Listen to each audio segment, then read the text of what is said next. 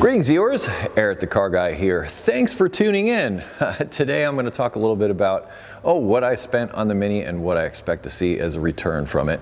And this is sort of a wrap up of the quote-unquote Mini series. I figured I'd give you a nice little bookend so that you could walk away with a complete package of the 2007 Mini Cooper S that I purchased last spring. Let's go over some of the repairs that I've done to the Mini. Let's see, we started with the battery. Also the interior was having, well, some issues because one of the windows was left down, so I took out the interior and I cleaned everything out inside of there and dried it all out and put it all back together. So that was sort of job one, is getting those things done.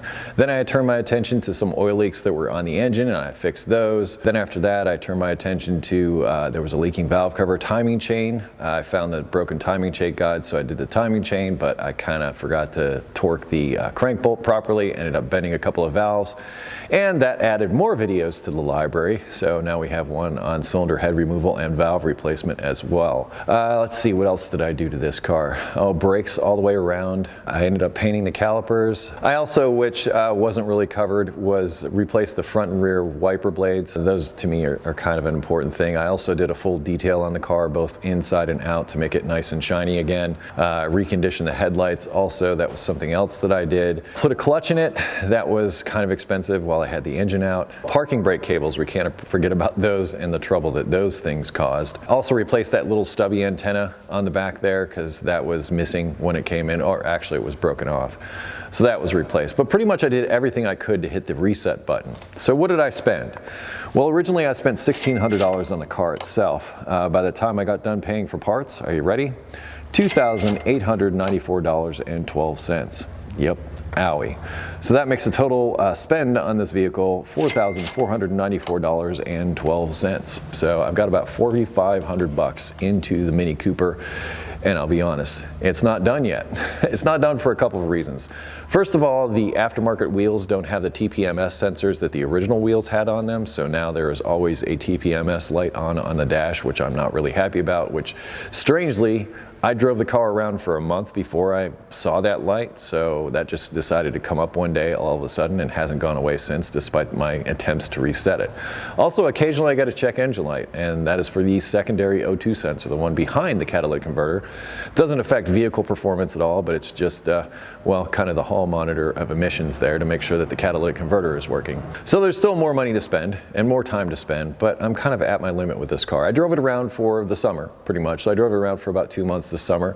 It was a fun car to drive. I did enjoy driving it a little bit, but for the time and effort that I put into it, I just don't feel like I got that back out. And I just would love to put it in somebody's hands that's actually going to appreciate it and love it. But I wanted to give you a little bookend to the Mini series, sort of a wrap up of all of the work that I did with it, and let you know what its fate would be. So now it's going to go out into the world. I'm going to try to sell it. Okay, I'll let you know. My bottom dollar on this is probably that 4,500 bucks that I have into it. So if I can break even, I'll be happy. If I have to go under there, I'll have to bite my lower lip a little bit. But if somebody's going to have cash in hand and walk away with it, well, that's just the way it's going to be. Poor me for getting into it. However, I got a lot of great content out of this car, so I can't really complain too much because, well, I've provided some entertainment for you, and as I said, it gave me some great content. Win-win, I guess. I'll put links in the description to Mini series videos so you can go and check those out, anything that you may have missed. Hopefully you enjoy it. Hopefully that information is going to help some Mini owners. I learned a lot about this car. It was nice to have something different in the shop besides a Honda or a Fairmont. But we'll move on to bigger and better things. But as far as this Mini goes, well, let's say bye-bye to the Mini. It's been real. Anyway, I'll put links in the description, as I mentioned, to some of the videos that I did about this. I'll also put a link in the description to EricTheCarGuy.com, which is where I ask you go if you have automotive questions not covered in the Mini series. Aside from that, be sure to like, comment, and subscribe to all those things that help me make a living. I really appreciate that. Be safe, have fun, stay dirty. Thank you so much for watching. I'll see you next time.